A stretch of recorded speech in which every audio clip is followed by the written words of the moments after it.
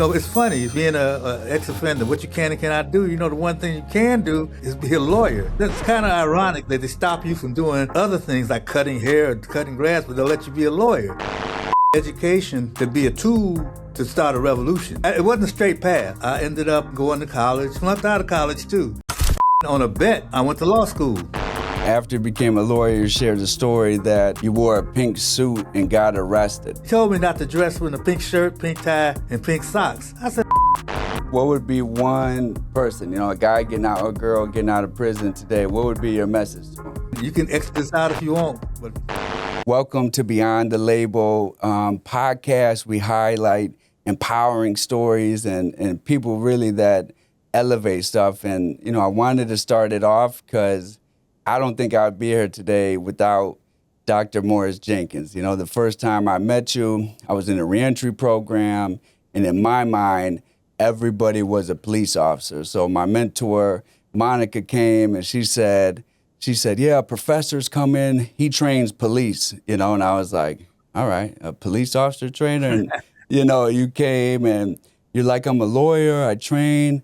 And as soon as you told me your story, I knew at that exact moment I could do something. Like in living in Toledo, no offense, but a lot of people just want to work at Chrysler. And, with having a criminal record, they would tell you stuff. You can't vote, you can't go to college, you can't do anything. But your time you spent with me helping, what's it called, FAFSA, helping me get enrolled. I know you did a lot of work at UT, working on the language so people can have that. So I'm always truly grateful for you and, proof of your work. Now, I know Dr. Jenkins grew up in Detroit. There's not too much stuff that you haven't done, but I would love to learn a little bit more about East Side Detroit, some of the things you saw back then, changes going on, and how did you even get to a point where you run colleges as a dean? Yeah, man, it's been a long but happy journey, and I'm glad you did what you did. You showed that things work, and I'm really proud of you. I'm glad you're doing what you're doing, and you're gonna do much more too. Thank you. But I grew up, in Detroit, Michigan. Basically, if you look at things after 1967 and the riots, that's when I came to, I guess, adulthood, basically. Yeah. And so I was a little wild, and, I didn't know exactly what I wanted to do, but I was taught by some folks in Detroit about how education could be a tool to start a revolution. And I followed them. It wasn't a straight path. It wasn't a straight path at all. But I ended up going to college for a little bit and flunked out of college too, because I was partying too much, and ended up getting into the Army and then the Marine Corps. And I said, God, you get me out the Marine Corps, I'm gonna straighten up a little bit. So I got out the Marines and ended up finishing my degree at HBCU in South Carolina, Claflin University. And then on a bet, I went to law school. And when I went to law school, I was cool with it. It was nice, and I thought I was going to do criminal defense work. But I got the teaching bug. I found out, man, it's a lot of things you can do in the field of education. So I ended up getting my PhD in public policy, looking at policies revolving around gangs in Boston. And so after that, I went to a couple of other universities teaching. And I ended up, when I met you, I was at the University of Toledo as a faculty member. And when I was there, I met Mr. Edwards, and Mr. Edwards said he had this program. And I said, this is good. I think we could do something with it. And that's got me involved with the reentry program there at Toledo. So I've been doing that since then, and in other places as well. So it's been a good journey. I ended up being a dean for a little while, but I didn't like it. So I ended up coming to teach in Chicago, right outside Chicago, and I retired on December 12th. I just retired, but I still do a little bit of teaching, and I'm thinking about the next phase of my life. So that's my journey in a nutshell. Well, congratulations. I know I had a moment. I was talking to the school administration staff, and we were trying to implement like a suspension program or what to do with kids to keep them there. And they were like, we do restorative practices where we sit around Yeah. and talk. And I was thinking, like, that's great. When I was there, we didn't, there was none of that. But I know your Hmm. work was deeply ingrained in restorative justice, and things have changed a lot, in the last 10, 20 years with criminal justice systems. But there's always work to be done in our field and stuff. But how did you get into restorative practices, and how do you think it helps the community and the person involved in crime? I think I've been involved in restorative justice probably about 35 years now. I got involved because I did a mediation program in Boston, and we did mediation of misdemeanors and civil complaints in the community, basically in Roxbury and Dorchester, which are that's the inner city of Boston. And so I got involved with restorative justice, looking at how we were dealing with stuff, and they were dealing with the so-called victim, and they weren't dealing with the so-called offender, right, that I thought. And so I was introduced to restorative justice, where you can go and try to repair the relationship between the offender and the victim, and also you got to involve the community in it. And I've been doing that on every level, basically in the schools, in the community, and I use it for reentry as well. I think that it's the best way of dealing with crime. I don't even call it a crime anymore. I think that what happens is a disruption of the relationship between victim, offender, and the community, and the focus should be to repair that relationship. And so I argue that by doing that, that's much more effective than putting somebody into the criminal justice system, because I don't believe the criminal justice system is a fair system, and I think they don't represent the interests of the offender, and they don't represent the interests of the victim. And so by doing that, I think we get the community involved in it, because the community knows much better how to deal with issues more so than the criminal justice system. Yeah. No, you see it all the time.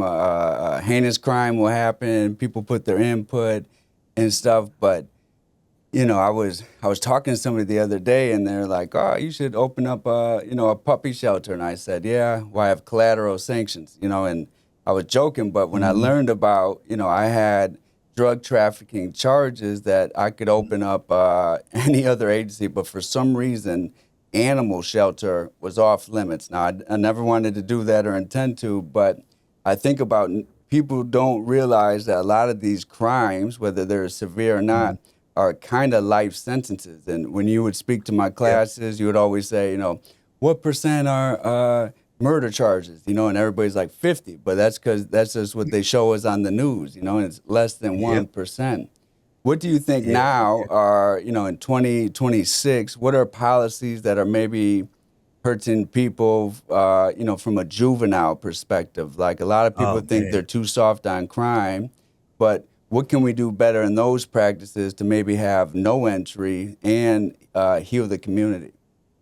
Yeah, I think, the big issue, I think, is our over-reliance on the juvenile justice and the criminal justice system.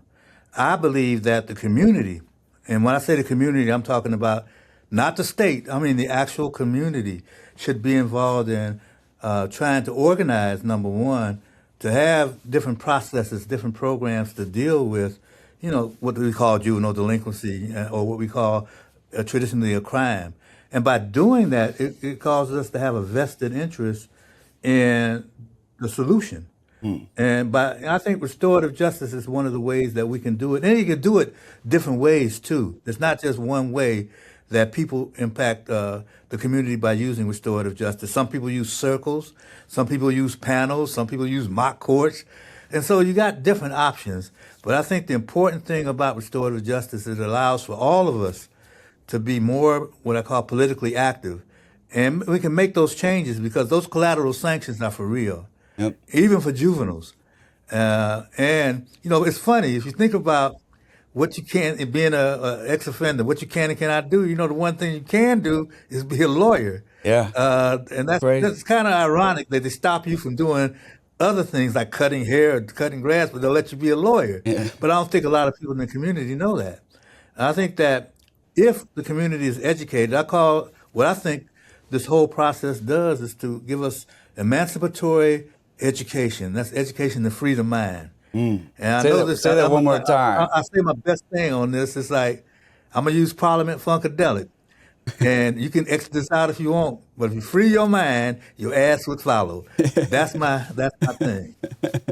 No, I love it. And I think that's so true because they ingrained in you. And, I always had a PO, and he would be like, you never will be a social worker. And I'm like, that's not true. I'm at Human and I see all these people. And he's like, no, they're not, they're not real social workers. And I remember thinking, like, you can break the rules, it's not the law. So once I became a social worker and I could sign off on my clients' Yep. reports or whatever, I made sure I signed it big as possible for him. So that's Yep. so powerful. And I know living in Chicago, this is just what I see on the news.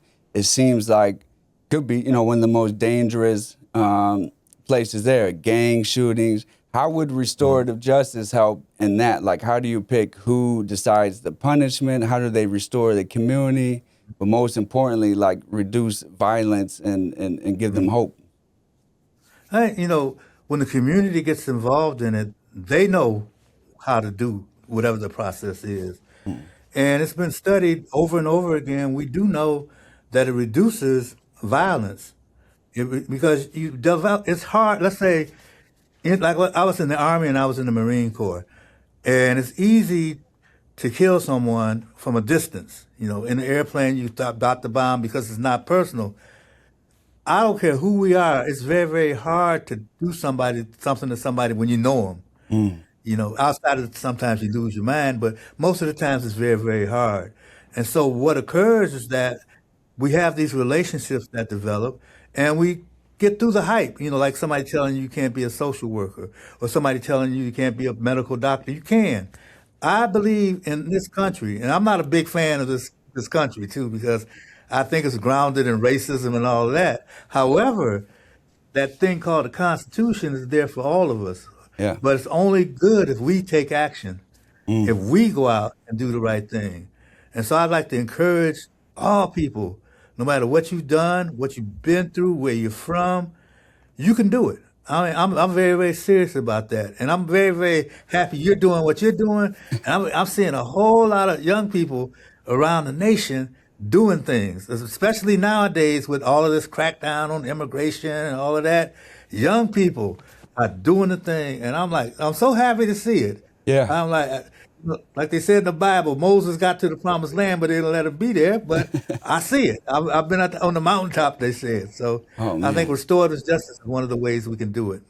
Yeah. And I remember one time, after you became a lawyer, you shared a story that you wore a pink suit and got arrested. Yeah. Yeah. What happened in that court case that led to even being arrested as a lawyer? Yeah, it was contempt of court. It was Okay. down in the South in Florida. And he told me not to dress with a pink shirt, pink tie, and pink socks. I said, "Oh, I'm coming back." And I was representing my client. And I went back to court. He told me to take off my shirt and take off my tie and take off my socks. And I kind of said, "I ain't doing it, Judge." So they arrested me for contempt. But I had to take a stand. I think that I had a right to do what I was doing. And sometimes when you do things like that, it's going to be some consequences.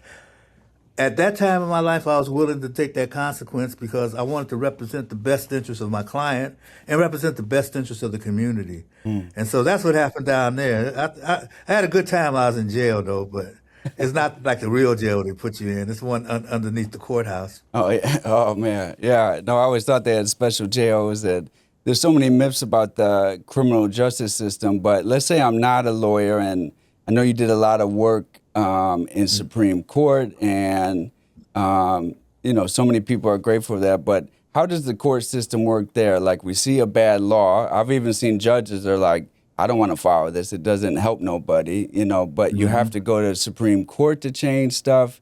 What's the best way to make a change? Yeah, it's a combination of things. You do have the court system, and there are a lot of bad laws. I'm not saying that all laws are good. Yep. And a lot of lawyers and judges are taking action on it, but they're just a small percentage of people who are making the change. We, as the public, should go in and make the change through the ballot box and being politically active. That's how the real changes occur. That's how we change. We changed a lot of laws. I used to couldn't be able to drink out of a water fountain in Wow. South Carolina, but for young people down there taking action, now I can drink out of whatever water fountain want to, even though I won't Wow. do it now. I do bottled water, but it's that's how we make those fundamental changes. What I suggest, especially for young folks, is to really there's an organization called Street Law, and that teaches you the fundamentals of the law. What are your rights? What are your responsibilities? And the knowledge is there. If you know the knowledge, you can be all right. I think that's what we got to do as a public. But on the positive side, I'm seeing it happen. I'm seeing a lot of folks getting involved in the immigration issue, getting involved in that child molestation thing with what's his name, Epstein. They are pushing their envelope, and the change is going to come. Sometimes it's going to take a while, but it's going to come. And so I think that for us, we got to educate ourselves.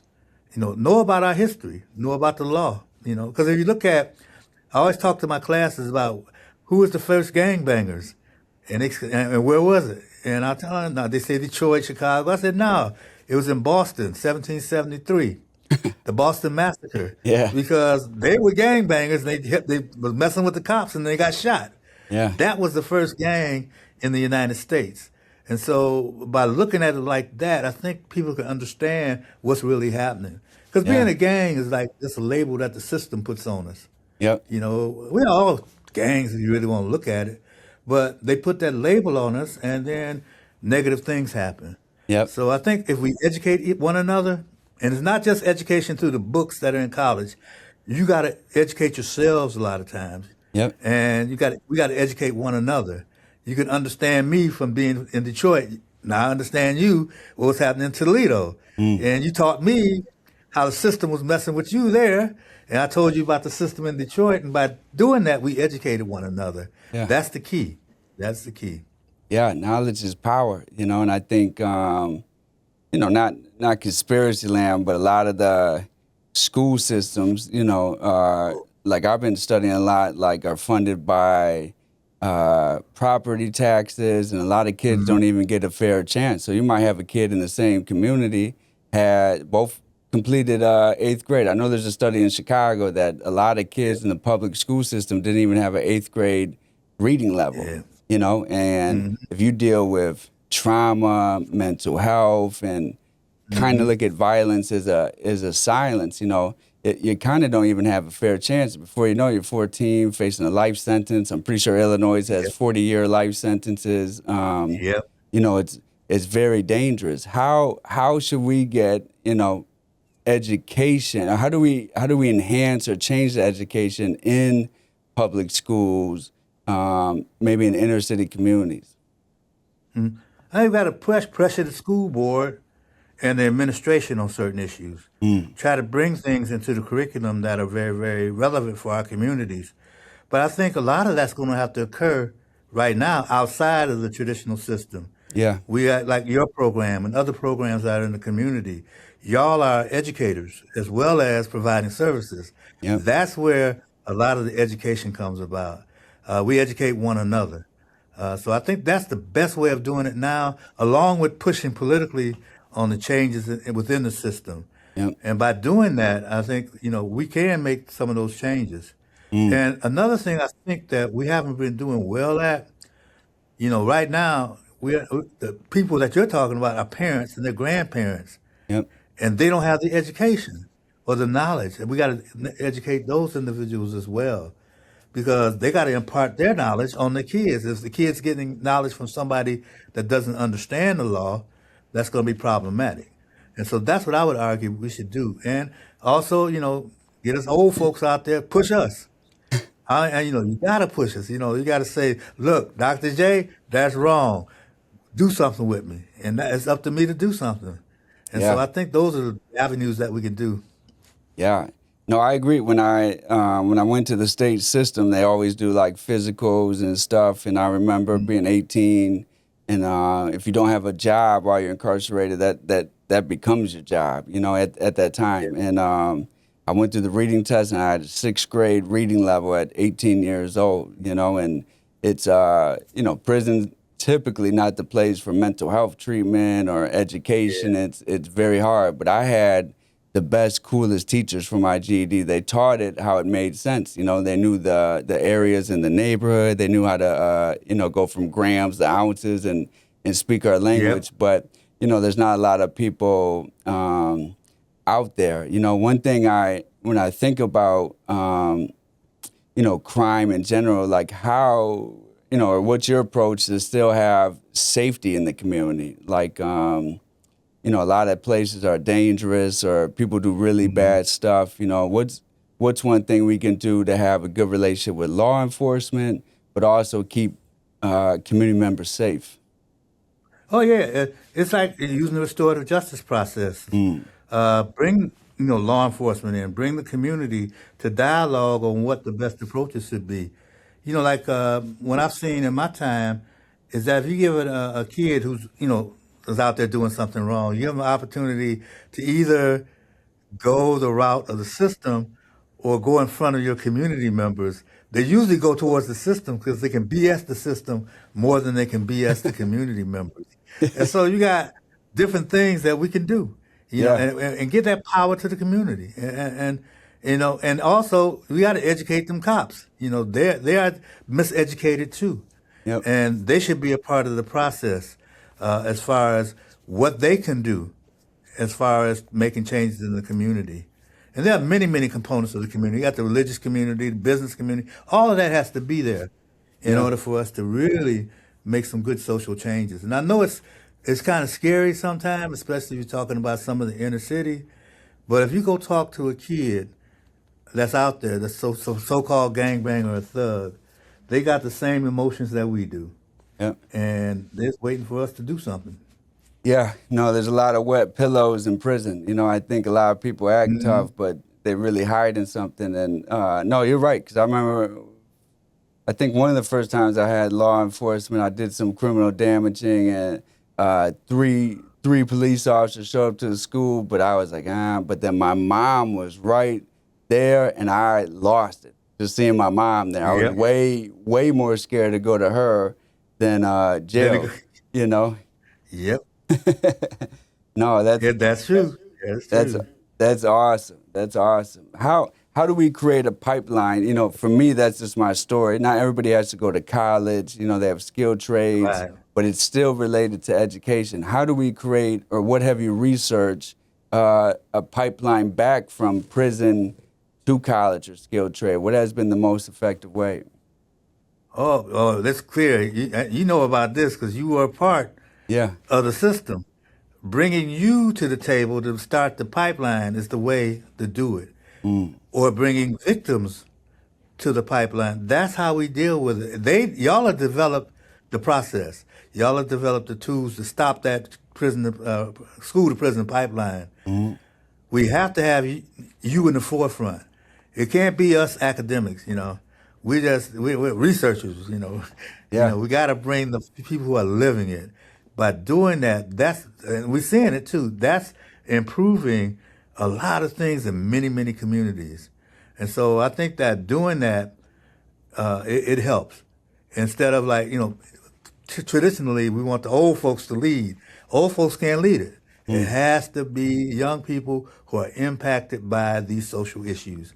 And that's the best way of doing it. Yeah.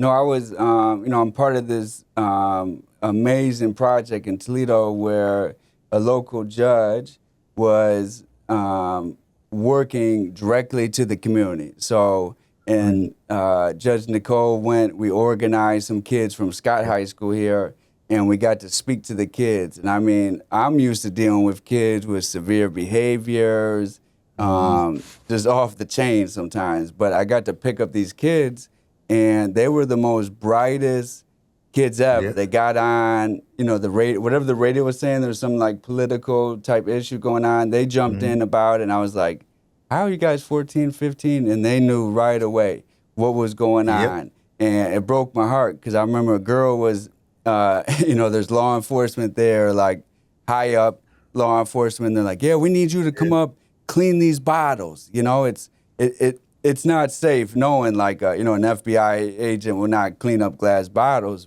But we gave them the initiative to start restoring their own community and set an example. Because, Ernie Banks from UMADOT would always tell me, we go from outside, maybe suburban areas, come to inner city, then throw the trash out. Yep. We learn those, kind of like the environment's a product of us. And, seeing the youth now, having more of a voice with social media and, sometimes being really educated on areas. But I totally agree. I think, I would speak at events sometimes and there'd be a guy who's, way old or maybe not relate to the kids, but the politicians and stuff in my mind would yell at the kids. You don't know how it is. You don't know. I'm like, they're telling us. This is the best research you can get. They're telling us what's going on. Why diminish these kids? Like, or why even have this event? Waste all money and stuff. So I totally agree with that. What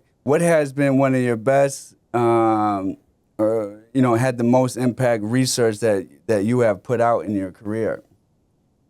Oh man, there's a couple of things that I'm proud of it. As far as doing active research, and that's looking at. I have this piece that I do, looking at how the Gullah Island people in South Carolina dealt with crime, and they use what they call an Afrocentric approach. And Afrocentricity is a cultural thing, but it's for all cultures to use. And they did that instead of using the law to deal with their problems.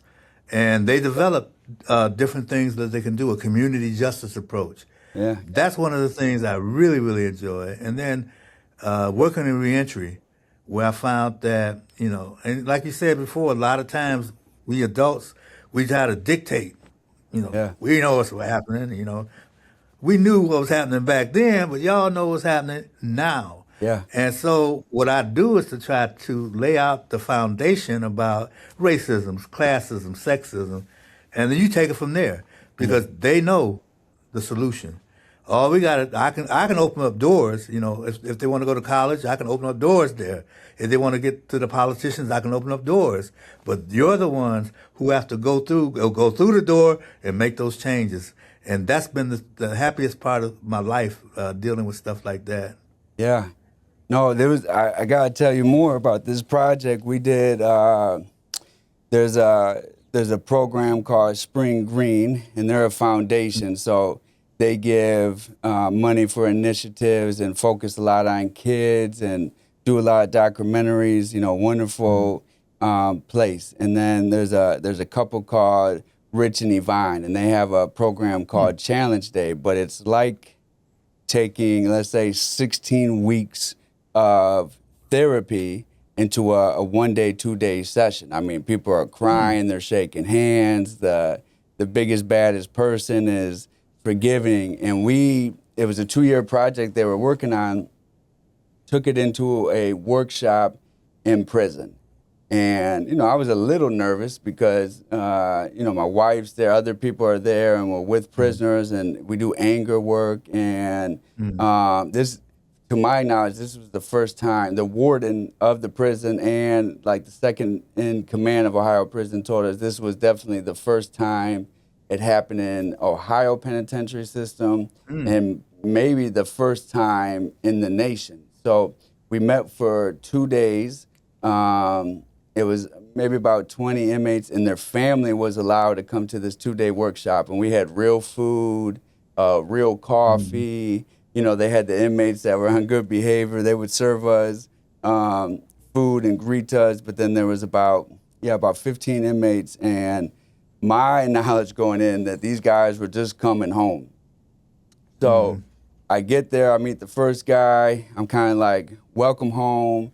When you come home, and I wouldn't ask this if I knew it, but he's like, yeah, I don't go see parole to 2035. And I was like, wow, and I think under one of Barack Obama's law where kids get a second chance to go in front of parole board, he was part of that. And you could just see the kid in this guy's face. Like, he met his dad for the first time in prison. Like, it was so impactful. And immediately, I was trying not to tell them I've been incarcerated, but immediately they're like, Jake, what's your number? Immediately, but, and they're sharing the stories. I had a guy immediately tell me, he used to, Jake, like, how do I go from pretty much running stuff to like a nobody? And I'm like, well, You got to change your image and stuff. But we worked on anger, and these guys, for the first time probably ever, they've been down 20 years, were screaming, yelling to ask for forgiveness for their victim. I mean, these guys were crying. Yep. You know, prisons, they don't do that type of stuff, you know? Mm-hmm. And it's hard because I remember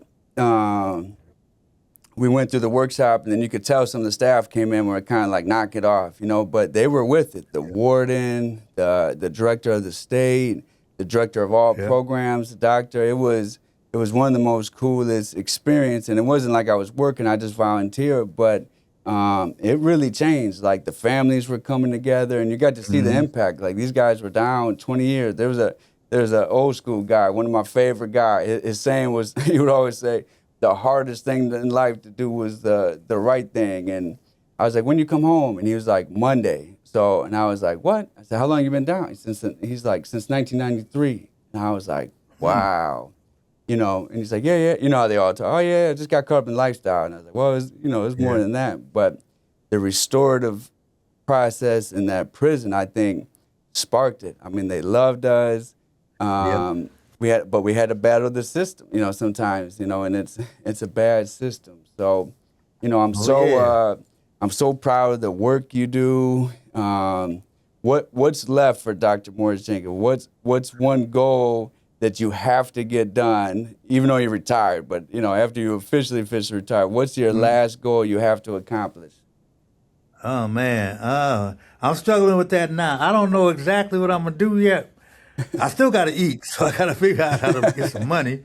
But I really want to try to do some community organizing with a lot of folks who are coming back out into the community, as well as people from victims groups, to really do some positive social change. What I really want to see is to see someone who's considered the dreg of society to become one of the most powerful people in society. If I could pull that off, I want somebody that was used to be in prison end up being president. Oh, man. And using restorative justice as a way of dealing with issues. That's my objective before I die. Oh, man.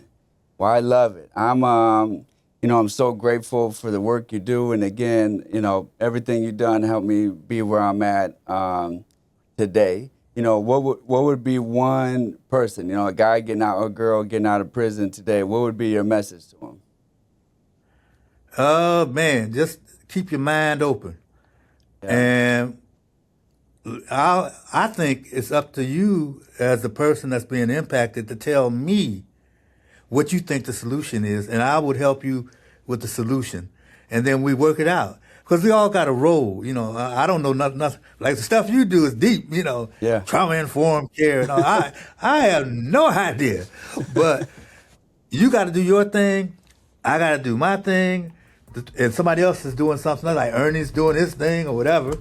And we got to put it all together that we have the same objective. That's the key.